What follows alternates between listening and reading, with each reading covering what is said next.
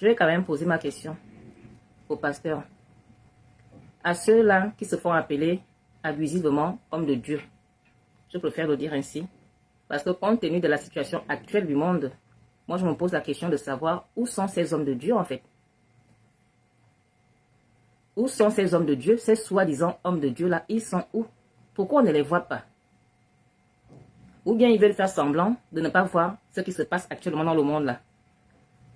Et continuer stratégiquement à prendre les dîmes dans les églises. Quels sont ces gens d'hommes de Dieu qui sont incapables de défendre leurs brebis?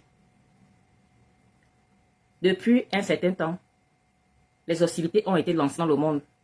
Tout le monde voit ce que certaines personnes font aux créatures de Dieu dans ce monde, à tout ce que Dieu a créé dans ce monde. Et pourtant, les pasteurs, on ne les voit pas. On ne les entend pas. Ni, en fait, on est perdu. On les a complètement perdus. En fait, on a mis l'impression que dans ce monde, il n'y a même pas des personnes appelées hommes de Dieu. Avec les histoires des injectes, c'est là que vraiment la partie visible avait bien commencé. L'histoire des injectes, là. Et même avant les injectes, l'histoire des recto verso, des coussi-coussa. C'est bien de dire non, on ne veut pas de coussi-coussa, comme beaucoup aiment souvent le dire. Les recto verso, vous voyez, non. Au Gabon, par exemple, on avait dépénalisé ça. En quelle période? Pendant qu'on nous disait qu'il y avait un certain vie dehors qui exterminait les gens, qui finissait les gens. On avait confiné les pères et les mères de famille dans les maisons, comme des enfants. On avait presque bloqué tout un pays parce que, soi-disant, il y avait un certain vie qui finissait les gens. Et par la même occasion, qu'est-ce qu'on apprend? Qu'aux dépénalisation de l'homo que vous connaissez là. Où était le rapport? Où était le rapport entre un certain truc qui est en train de finir les gens dehors, on dit que c'est chaud qui peut, on vous protège, restez dans les maisons, allez-y prendre des injects, machin. Quelle était l'urgence en fait de se dire qu'à ce moment, au moment où il y a un danger soi-disant qui est en train de finir les gens, on pense, on a l'idée, on a le temps de penser aux histoires de coussi-coussa au point de les dépénaliser au Gabon. Tout le monde a vu ça. Les pasteurs étaient ici, bien présents, quand cela s'était passé. Et ça n'avait même pas commencé au Gabon. Ça a commencé sous l'autre cieux. On vit tout cela dans ce monde-là. Les pasteurs sont là. On les entend quand? À quel moment ils se prononcent pour protéger leurs brebis? Les gens qui leur donnent les dîmes dans les églises, ils se lèvent quand? Ils vont se lever quand? Ils vont parler quand? Pour quelle raison aujourd'hui, on se retrouve avec autant de personnes aveugles? Mais c'est justement à cause de certains pasteurs. Je ne vais pas mettre ici tous les pasteurs dans le même panier, parce qu'on a quand même ici, par exemple, si on prend le cas du Gabon, le pasteur, comment il s'appelle encore là? Je pense qu'il s'appelle Beningwa, hein, si je ne me trompe pas. En tout cas, dans son nom là, il y a Ngwa dedans, qui essaye souvent quand même de faire ce qu'il peut à son petit niveau. Mais un seul doigt ne peut pas laver le visage, la famille. Donc, où est l'ensemble des hommes de Dieu? Depuis que ces choses se passent dans le monde et que eux, ils font comme s'ils ne voyaient pas ce qui est en train de se jouer là. Ils sont que concentrés dans les églises, en train de soi-disant organiser des délivrances individuelles. Ces délivrances individuelles-là, qui n'ont jamais rien apporté de grand à leur brebis. La preuve en est que moi-même, je connais beaucoup de gens qui sont dans les églises de réveil. Des gens à qui on a fait des délivrances depuis la création du monde jusqu'à aujourd'hui. Délivrance sur délivrance. Dès qu'ils entendent qu'il y a un pasteur qui arrive là-bas, c'est celui-là le grand puissant des pasteurs. Il arrive, allez au premier rang. On fait les délivrances. Rien ne change. La vie reste la même. Et dès que la même personne là n'a pas eu gain de cause, hein, malgré la venue du super, je ne sais pas si c'est le Messie ou quoi, pasteur qui était arrivé là. Elle n'avait rien eu en fait quand le monsieur était venu. Et pourtant, quand elle va encore entendre qu'un autre arrive, c'est elle qui va encore se précipiter, aller s'asseoir encore au premier rang, pour encore aller prendre, soi-disant, les délivrances et comment ils appellent souvent leurs trucs là. Les délivrances, les machins, vous connaissez vos histoires là. Rien ne change. Rien ne change. Mais pourquoi ces pasteurs qui parlent de délivrance tout le temps, ne peuvent pas délivrer un peu les brebis de manière générale, de sorte à ce que on les laisse un peu en paix en fait. On les laisse un peu en paix, c'est-à-dire que ceux qui sont en train de torturer moralement les enfants de Dieu là, les laissent un peu en paix. Parce que dans ce monde, là où on est là, au temps de l'Apocalypse là, les choses sont claires. Il y a deux camps. Le camp de ceux qui sont en train de détruire en fait nos valeurs, nos mœurs. tout ce que Dieu nous a laissé. Et normalement, et le camp de Dieu. Donc pendant que le camp des autres là est en train de détruire nos mœurs, nous inventent des choses qu'ils veulent imposer à tout le monde. Que fait le camp de Dieu? Que font les enfants de Dieu?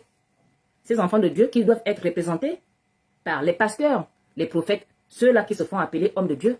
Qu'est-ce qu'ils font pendant ce temps? Ils font quoi? Pour essayer un peu de sauver ce que Dieu leur a donné.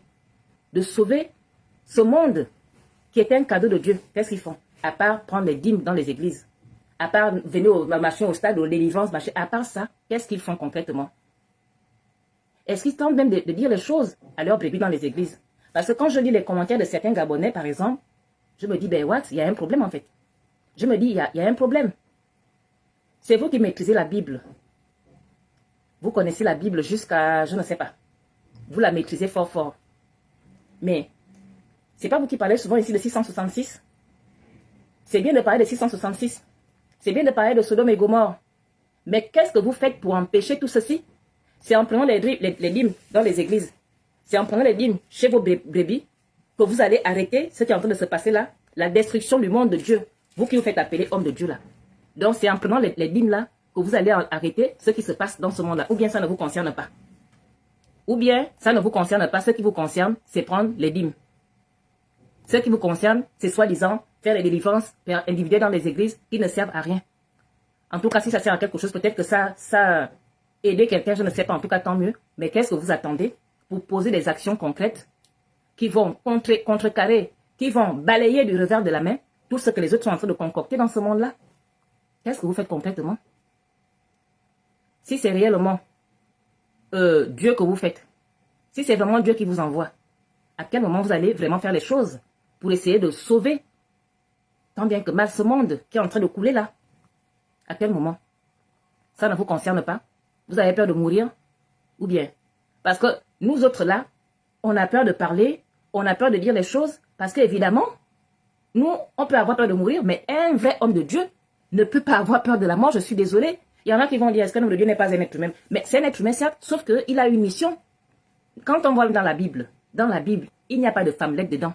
Dans la Bible, il n'y a personne dedans étant amorphe. Dans la Bible, en fait, tous les hommes qui sont dans la Bible étaient des guerriers, des hommes forts, des hommes qui savaient s'affirmer, des hommes qui savaient prendre leurs responsabilités dans la Bible que vous utilisez.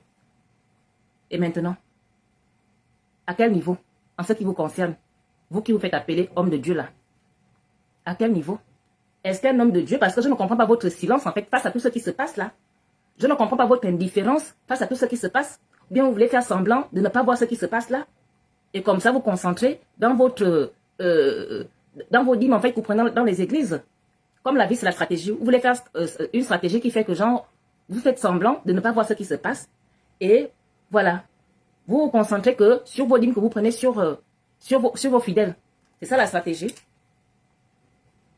Parce que vous n'allez pas me dire que vous aussi, vous avez peur de dire les choses à cause de la liberté d'expression qui, effectivement, est en train d'être bafouée, qui est piétinée par certaines personnes dans ce monde-là. Parce qu'aujourd'hui, les gens n'ont plus le droit de dire les choses telles qu'ils les pensent. Ça, c'est vrai. Sauf que vous, en tant qu'homme de Dieu, normalement, vous ne devez pas avoir vous ne devez pas avoir peur de quoi que ce soit, en fait. Un homme de Dieu, un vrai homme de Dieu, est celui qui est prêt à donner sa vie, en fait, pour sauver les autres. C'est ça, un vrai homme de Dieu, qui est un envoyé, celui vraiment qui est un envoyé de Dieu. Je ne parle pas des marmailleurs. Un marmailleur, lui, il va avoir peur des choses. Il va avoir peur, en fait, effectivement, de mourir, un marmailleur, parce que lui, sa mission, c'est de marmailler, c'est de remplir son compte en banque. C'est de s'acheter des grosses vestes. C'est de faire le match vu. Il faut que les gens disent que c'est moi qui suis le grand pasteur, via mes vestes, via mes grosses voitures, mes grandes maisons. Ça, c'est le rôle d'un marmailleur. Mais un vrai homme de Dieu, normalement, c'est pas ça sa mission. Lui, il n'a pas peur de la mort. Lui, quand il s'agit de sauver tout ce qui est de Dieu, il est prêt, en fait. Il est prêt à aller au fond. Donc, c'est pourquoi je vous pose la question, en fait, de savoir, aujourd'hui, face à tout ce qui se passe actuellement dans le monde, là, quel est votre rôle, en fait? Vous jouez votre rôle à quel moment? Ou bien vous n'avez pas de rôle à jouer là-dedans? Vous aussi, vous devez être là, des spectateurs, comme nous autres là. Parce que si aujourd'hui, malheureusement, on se retrouve avec autant d'aveugles, c'est justement parce que, à mon avis, les pasteurs ne jouent pas correctement leur rôle, en fait. Les pasteurs ne jouent pas correctement leur rôle. Du moins, la majorité. La majorité. Donc, s'il y a quelques personnes qui sortent dans le lot, comme je viens de citer un pasteur là, bah, ça ne va pas faire grand-chose en fait. Ça ne va pas faire malheureusement grand-chose. Il fait ce qu'il peut, mais ça ne va pas faire grand-chose. Et donc, soyez clairs en fait. Ce n'est pas ceux qui font souvent que quand on leur dit qu'on est à la fin des temps là, la Bible elle est claire. Les choses sont claires. Ce sont les gens qui ont décidé d'être aveugles là qui refusent de les voir. Les choses sont claires. La Bible elle-même, elle dit que vers la fin des temps, il y aura beaucoup de faux pasteurs. Que beaucoup de personnes viendront au nom de Dieu. Beaucoup de personnes viendront en disant, voilà, Dieu m'a envoyé, Dieu, alors qu'en réalité, ce n'est pas le cas. Les preuves sont là aujourd'hui. Où sont-ils? Où sont-ils? Où sont-ils pendant que le monde est en train d'être détruit sous nos yeux? Ce qui se passe actuellement dans le monde aujourd'hui n'est pas quelque chose qu'on va dire, on va raconter à quelqu'un. Nous vivons ça sous nos yeux. Où sont-ils? C'est pendant qu'il y avait l'histoire des injects là que j'avais vu un pasteur sans honte venir partager sur les réseaux son QR code quand ça commençait. Il était allé vite prendre des injects et un pasteur parce qu'il voulait voyager. Ça, c'est quel genre de pasteur? C'est ça là. Et c'est le genre là qui est bourré, qui est rempli dans ce monde. Ceux-là de base qui eux-mêmes n'ont aucun courage, qui ne peuvent pas se défendre même pour se protéger eux-mêmes. Comment quelqu'un qui ne peut pas d'abord se protéger lui-même va protéger quelqu'un d'autre? Et on les appelle des pasteurs. Ces gens-là qui se sont autoproclamés pasteurs. La Bible est claire là-dessus, même si certains chrétiens n'aiment pas entendre la vérité, parce que vous choisissez certains passages de la Bible et vous laissez les passages qui ne vous arrangent pas. Pourtant, la Bible est claire là-dessus, que vers la fin du monde, il y aura beaucoup de faux pasteurs. La preuve en est quand même au Gabon, là, pour parler que du Gabon, il fut un temps où on n'avait pas connaissance de ces églises-là. Il n'y avait que les catholiques, les protestants et les musulmans. Après, les églises de réveil sont arrivées. Et franchement, elles ont poussé comme des champignons à un point comme pas possible jusqu'aujourd'hui. Mais c'est très bien. C'est très bien de base. À première vue, en fait, c'est une très bonne chose. Mais quand on voit un peu le rendu aujourd'hui, après quelques années quand même, hein, l'église de réveil au Gabon, qu'est-ce qu'on a? Qu'est-ce qu'on a? Alors qu'en réalité, un chrétien, c'est quelqu'un qui est spirituel. Et qui dit spirituel, dit quelqu'un qui est un homme averti. Mais regardez, au Gabon, la famille, toutes ces personnes aveugles, même s'il y en a qui, qui sont quand même assez éveillés, qui arrivent à détecter, à voir les choses. Mais bon, grand nombre de personnes sont aveugles, mais vraiment aveugles. La famille, bien aveugle. Qu'est-ce que c'est? Sont aveugles, la famille. Oh là là, faut pas m'embêter. Attendez, je vais aller arrêter ça. Beaucoup sont aveugles. Aveugles. Quand on parle aujourd'hui de la Russie, par exemple, la Russie qui défend ses valeurs, ses us et coutumes, comme nous au Gabon, on devrait le faire aussi. Quand on parle souvent qu'on veut que le Gabon soit souverain, c'est pourquoi? Mais c'est parce qu'en fait, on n'a pas envie de perdre nos valeurs. On n'a pas envie de perdre nos us et coutumes.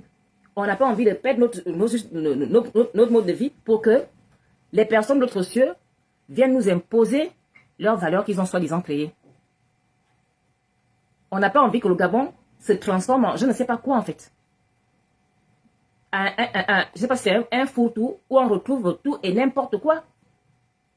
Là où nos valeurs vont complètement disparaître. D'abord, ça commence à disparaître. Regardez même certains Gabonais aujourd'hui, quand tu leur parles de leur propre tradition, ils sont perdus. Il y en a qui insultent même, qui traitent de tous les noms d'oiseaux, ceux qui pratiquent leur tradition, ceux qui dansent le ngosé, ceux qui se font initier. Pourquoi? Parce que, voilà. En fait, ils veulent vivre en fait comme les gens d'autres cieux, en fait. Ils ne voient même pas comment les Chinois gardent leur tradition. Quoi qu'il arrive, les Chinois gardent leur tradition. Parce que la tradition, les us et coutumes, en fait, ça donne aussi quelque part une identité à un être humain dans son pays. Via la tradition, us et coutumes, on peut reconnaître que tel est de tel pays. Ça fait partie de notre identité. Mais il y en a qui veulent qu'au Gabon, on soit comme des coquilles vides. Des coquilles vides. Parce qu'un peuple sans identité est un peuple qui est comme une coquille vide. C'est ceux qui soutiennent comme ça. Les autres amènent leur saleté là. Ils viennent nous remplir ça à l'intérieur. C'est bien de dire souvent que, oh non, les recto verso, le machin homo, machin là, machin et tout. Genre, c'est de l'abomination, l'abomination. Comme certains pasteurs le disent souvent, le balance souvent comme ça. Au lieu de le balancer comme ça. qu'est-ce que vous faites en fait pour renverser la donne? Qu'est-ce que vous faites? Est-ce que vous sensibilisez vos brebis? Est-ce que vous essayez un peu de leur expliquer ce qui se passe actuellement dans le monde? Parce que même quand on parle souvent du cas du Gabon, par exemple, il y en a qui ne comprennent pas en fait qu'au Gabon aujourd'hui, il est impossible de parler du Gabon sans voir la situation de manière globale, en fait, c'est-à-dire dans le monde, en fait. Parce que le Gabon n'est pas dans une autre planète, à part sur cette même planète monde-là, où les choses sont en train de se jouer actuellement. Où il y a 1% de la population du monde qui, je ne sais pas qui leur a donné le droit de gérer ce monde. Et qui veulent comme ça imposer au reste du monde leur mode de vie, leurs pensées, qui sont en train d'installer la pensée unique. Donc, c'est pour cette raison que, en fait, nous on parle souvent de la souveraineté, qu'on veut que le Gabon soit souverain. Et j'ai compris, en fait, finalement, quand je lis les commentaires de certains Gabonais, j'ai compris, en fait, qu'ils ne mesurent pas, en fait, même la gravité de la situation dans laquelle le monde se trouve actuellement, en fait. Le monde dans lequel le Gabon fait aussi bien évidemment partie, hein, ils ne mesurent pas la gravité de la situation. C'est pourquoi ils ne comprennent pas, en fait, même ce que ça fait, en fait, le fait qu'un pays soit souverain. C'est-à-dire être libre de cette décision. Que nous-mêmes, pour que nous soyons capables de dire aujourd'hui, on met dans la constitution gabonaise que le mot, terminer le mot là, les coussis, les recto verso là, genre que c'est condamnable, que c'est désormais condamnable au Gabon, sans que quiconque ne vienne nous dire que pourquoi vous faites ça. Il faut obligatoirement valider cela, faire passer cela. Ces choses-là commencent souvent comme la blague. Au Gabon, ça a été bien évidemment dépénalisé dans un contexte qui était en fait un peu, en fait qui était, comment je peux dire ça, un contexte qui n'avait rien à voir en fait avec cette histoire. Mais pourtant ça avait été fait à ce moment-là, c'est-à-dire pendant les uns. Donc, chez les autres, ça avait commencé il y a très longtemps. Petit à petit, comme ça commence au Gabon là, ça a été dépénalisé. Là pour l'instant c'est un peu calme, on n'en parle pas trop, mais pourtant, personne, même depuis que la transition a commencé, comment on appelle, à mon niveau, je n'ai pas encore entendu que dans la constitution gabonaise, même quand ils ont fait leurs histoires du dialogue là, qu'ils ont mis à l'intérieur parmi les résolutions que c'est désormais condamnable au Gabon. Je n'ai pas entendu parler de ça. Ça veut dire que pour l'instant, c'est juste en stand-by, mais ça va reprendre. Ça va reprendre, même si c'est après les élections, mais cette question est toujours là. Et entre-temps, qu'est-ce qu'on observe? Mais ça continue. Les ça continue de naître au Gabon. C'est tranquille, c'est pépère, c'est peinard. Sans compter toutes les autres choses, hein. Comme je l'avais dit la dernière fois, l'insécurité, pour moi, ce n'est pas quelque chose qui est tombé du ciel. Ce n'est pas quelque chose qui est tombé du ciel. Tous ces trucs qu'on voit souvent là, comme on insulte souvent les pauvres femmes là, qui vendent le piment, ce n'est pas tombé du ciel. Il y a plein de choses qui se voient aujourd'hui. À l'époque de nos grands-parents, ils n'avaient pas la possibilité de connaître, de voir les choses parce qu'ils sont nés à une certaine époque. Mais nous, aujourd'hui, on a cette malchance de voir les choses. Donc, le monde là, comme c'est en train de couler là, il ne faut même pas que quelqu'un pense que genre, la personne n'aura rien à voir dedans. Jamais. Puisque ça se passe sous nos yeux. Et si on a décidé de ne rien faire à part regarder comme ça et faire le béni oui, se soumettre, ben quelque part forcément, on sera aussi responsable en fait de la chute de ce monde. Donc nous aussi, on aura des comptes à rendre à Dieu. C'est pourquoi je demande en fait aux pasteurs en fait, ce qu'ils font pendant que ces choses-là sont en train de se passer sous nos yeux. Ce ne sont pas des choses qu'on va dire non, tel avait raconté, machin, parce que comme on nous parle souvent de la guerre de la deuxième guerre mondiale, la première guerre mondiale, on n'était pas. Ce qui est en train de se jouer actuellement là se joue sous nos yeux. Que font les pasteurs? À part prendre les dîmes dans les églises. Pardon. Prendre les dîmes. À part ça, qu'est-ce qu'ils font? Qu'est-ce qu'ils font? Ceux-là qui se font appeler hommes de Dieu là. Quand on dit aux gens que parmi les pasteurs, s'il y en a qui sont vrais dedans, parce que peu importe les côtés, il n'y a pas un endroit où il y a le mal, où toutes les personnes mauvaises. Non. Mais une chose est sûre, c'est que parmi les pasteurs, il y a beaucoup de francs-maçons dedans. Étant donné que l'ennemi a vraiment déposé les pieds sur cette terre-là. Donc, l'ennemi, évidemment, a cherché d'abord à s'incruster partout. Et, bien évidemment, dans l'église aussi. Beaucoup de pasteurs sont francs-maçons. Même si leurs fidèles n'aiment pas entendre cela. Beaucoup de pasteurs sont francs-maçons. C'est pour cette raison qu'ils ne peuvent rien faire, en fait, pour essayer un peu de contrer ce qui est en train de la destruction du monde qui est en train de se concocter là. Ils ne peuvent pas parce qu'ils sont en train de jouer leur rôle dans les églises. Distraire les populations. Distraire les populations. Faire tout pour que les populations ne puissent pas voir ce qui se passe. Parce que tant que les gens sont aveugles, mais c'est très bien en fait pour certaines personnes en fait. Tant que les gens ne voient pas ce qui se passe, bah, ils ne peuvent pas réagir. Ils ne peuvent pas réagir. Pour dire non à quelque chose, il faut d'abord que tu sois consciente de cette chose, il faut d'abord que tu la vois. C'est par rapport à ça que tu vas dire oui ou non. Mais si tu vois rien, Tu vas dire oui ou non à quoi? Alors que c'est au pasteur, en fait, c'est au pasteur à essayer, en fait, d'ouvrir, en fait, les yeux de leur bébé, mais ils ne le font pas. Ils se contentent d'organiser des séminaires en séminaire, des séminaires dans lesquels ils vont sortir de là avec de l'argent. Mais qu'est-ce que vous faites, en fait, pour sauver ce monde? Vous êtes homme de Dieu ou vous êtes des marmailleurs? Vous êtes homme de Dieu ou vous êtes des marmailleurs?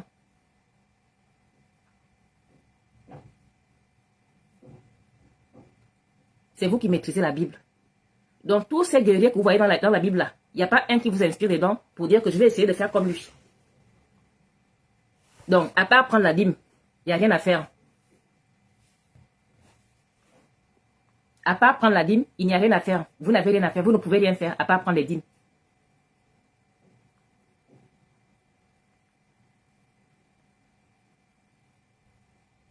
Heureusement que ce qui est bien dans l'histoire, c'est que nous tous, on est dans le même bateau.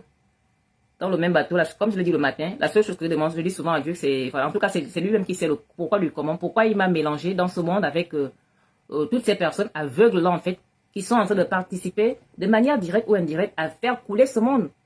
Parce que si certains sont en train de faire des plans, certains sont en train d'imposer les choses, sont en train de forcer tout le monde à s'aligner, sont en train de forcer le monde entier à aller dans leur sens, bah, il est clair que ceux-là aussi qui ne font rien pour se défendre, ben quelque part aussi, voilà, on dit quoi, qui ne dit rien, qui ne dit mot consent.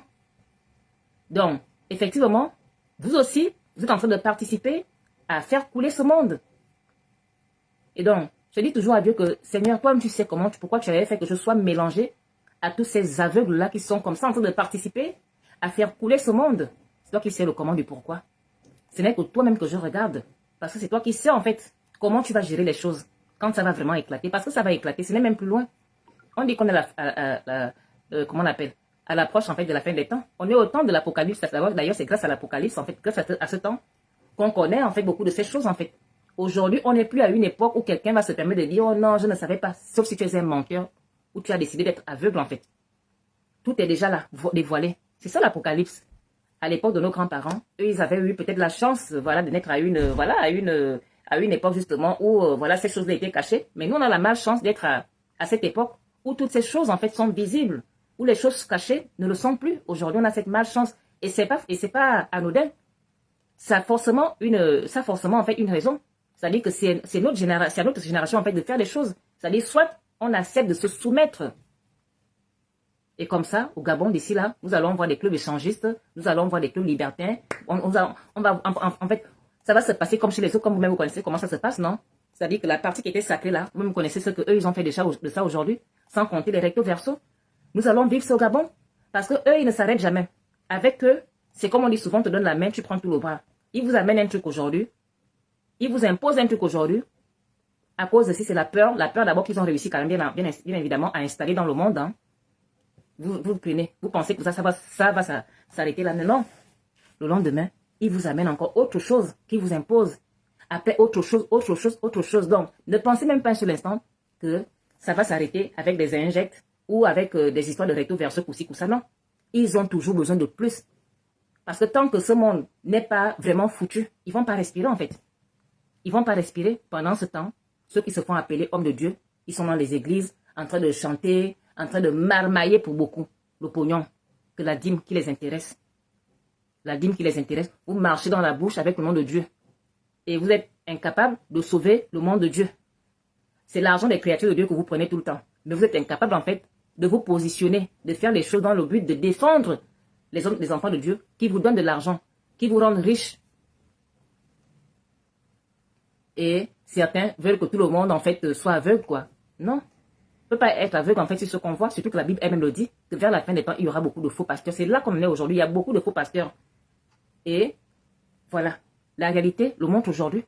Ils sont où? Ils sont absents. Pourquoi? Parce que beaucoup sont des faux, parce que beaucoup sont des francs-maçons, donc ils ne peuvent pas se permettre en fait, puisqu'ils jouent leur rôle. Donc ils ne peuvent pas en fait faire quoi que ce soit pour déjouer en fait encore les plans de l'autre côté, ils ne peuvent pas le faire en fait, puisqu'ils sont en train de jouer leur rôle. Franchement, en tout cas, pauvre monde, hein? Pauvre monde. Pauvre monde. Pauvre monde. que ceux qui pensent qu'ils vont trouver leur bonheur à l'église, là, de toutes les façons, on a vu aujourd'hui comment on a contourné même, comment on appelle ça, le concept même de l'église en fait. Aujourd'hui, beaucoup partent à l'église pour chercher soit un travail, soit un mari, soit une femme. C'est-à-dire que les gens ne vont même plus à l'église en fait pour... Mais c'est même logique en fait. C'est logique qu'on se retrouve avec autant d'aveugles. Les pasteurs ont réussi à faire qu'aujourd'hui, on a beaucoup de personnes qui vont dans les églises que dans l'espoir de trouver un homme, dans l'espoir de trouver une femme, dans l'espoir de se marier, d'avoir un travail, d'avoir des enfants. En fait, l'église n'est plus... Les gens ne partent plus à l'église comme avant en fait. Les gens partaient à l'église parce que voilà, on ne sait pas en fait où on part après la mort. On partait vraiment à l'église pour des questions spirituelles. Et d'où on avait des personnes en fait assez averties. Des personnes vraiment, comment je peux dire ça, avec de la personnalité, des personnes qui savaient s'affirmer. Parce qu'ils étaient tellement nourris de spiritualité, ils étaient garnis de spiritualité. Or aujourd'hui, on n'a que des coquilles vides. Des gens qui partent remplir des églises, croyant qu'ils partent prier Dieu. Alors que rien du tout. Dieu n'est même pas un peu là. Dieu n'est même pas un peu là. Pauvre monde, en tout cas.